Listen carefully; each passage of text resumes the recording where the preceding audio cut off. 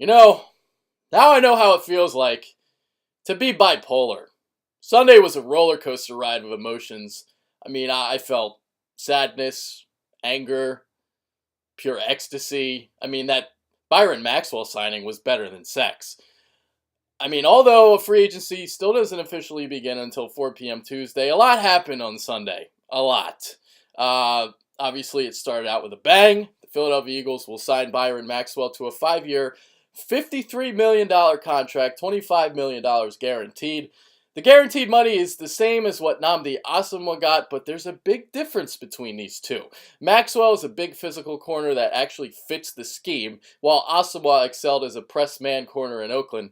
But he was forced to play zone in Philly, and it was a complete disaster, and obviously probably one of the worst free agent signings in team history. In terms of average salary, Maxwell is the 5th highest paid cornerback in the league, behind Richard Sherman, Patrick Peterson, Joe Hayden, and Brandon Carr. He's certainly not a top 5 corner or even a top 10 guy, but with the Eagles having to combat with Dez Bryant, Odell Beckham, and Deshaun Jackson in the NFC East, they basically had to overpay him.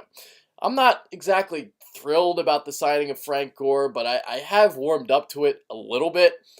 Yeah, I know he's run for over 1,000 yards in 8 of his last 9 seasons, but there's a lot of tread on those tires. History shows that there's a sharp decline once you reach 32. Gore will be 32 by the time the season starts. In the history of the NFL, there have been 46 1,000-yard rushing seasons by 29-year-olds, 23 by 30-year-olds, 12 by 31-year-olds, 6 by 32-year-olds, and just 2 by 33-year-olds. Yeah, Gore looked good last year, but this is that time where, the age, it starts to hit, and father time starts to hit you, and yeah, so we'll see if Gore can fight father time off this season, next season, whatever. The signing makes sense, though, because he'd only be getting about 10 to 12 carries a game, and if the Eagles can land Mariota, because Gore hits that hole so fast, that defensive end is going to have to make a quick snap decision whether he wants to play Gore or Mariota on that zone read play. The other positive you can look at this, obviously Gore is a big locker room guy, and he can be a mentor for any potential running back the Eagles decide to draft this season, next season, whatever. So, all right, so things were running smoothly, very, very smoothly, until the John and Sean show of 97.5 confirmed that the Eagles were going to re-sign Jeremy Maclin. They have since deleted the tweet, but good God damn it, I already hated sports talk radio as it is, but now I despise it. Oh my God, thanks for getting my hopes up, you fuckers.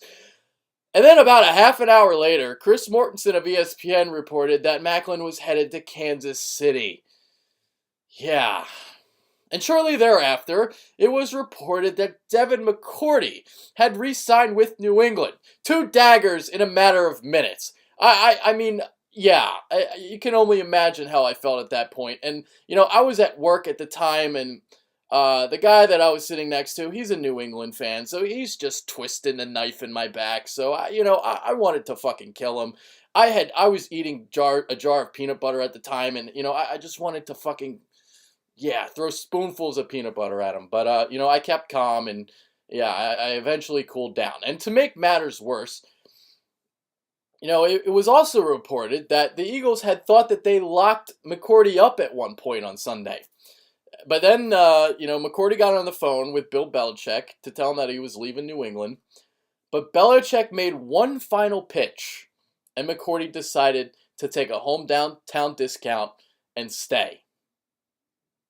For me, signing McCourty was a must because the free agent safety class is weak, and the draft class is even worse. Losing Maclin hurts, sure, don't get me wrong, but Chip's scheme makes the wide receiver. Maclin and Jackson put up career highs in their only season in it. I think you can sign a Torrey Smith or something and still get production. Maybe not Maclin-type numbers, but I think close enough. McCourty, you go from McCourty now to like Raheem Moore, and there's a huge drop-off there. Chip is clearly confident of his scheme because if he wasn't, he would have given Maclin that extra $2 million he wanted to stay. Philly offered $9 million a season and didn't budge. Maclin wanted 11, so that was the price discrepancy there. And obviously, Maclin went to Kansas City, reunites with former coach Andy Reid. Maclin also went to college at Missouri, so he's kind of back in his hometown there. So there you go. Maclin is gone. It was announced today, Monday, that the Eagles re-signed Brandon Graham to a 4-year, $26 million deal. I think this is a steal. I love this deal. I think Graham is, on the verge of potentially being a double-digit sack guy within the next 2 years. I really preferred him over Jason Worlds to begin with, and Worlds is going to get more money. So you get Graham for cheaper. I love this move today. So in terms of the big names, Chip went 1 for 3. He got Maxwell, but he lost out on McCourty and Maclin. In baseball, if you hit 333, you're a Hall of Famer, but not so much in free agency. I'm chalking up Sunday as a loss, but there's still time to plug some holes, so we just got to keep calm and chip on. The thing that I'm leery about, however, is overpaying for a safety. I just hope Chip doesn't get desperate. The name to watch now will be Darrelle Revis. The Patriots turned out his $20 million option Monday, so since the Birds didn't get McCourty, maybe they go all in for Revis. We shall see. I'm not going to get my hopes up. I ultimately think Revis is going to head back to New England, so that's just my thought there. Obviously, I mentioned him before. Moore is the next guy on the list at safety. Corey Unlin is the new defensive backs coach in Philadelphia and coached Moore the last 2 seasons in Denver. It seems like a good get, a fit here. Moore is only 25 years old, so he's a young guy that would be coming in here. So, yeah, that's it for today. Make sure to follow us on Twitter at The Bitter Birds. Mike will be on Friday with me. We're going to do a show then. And we're going to talk about, free agency and get his thoughts on what happened Sunday. So, yeah, with that being said, I'm out of here. Later. Talk to y'all later in the week.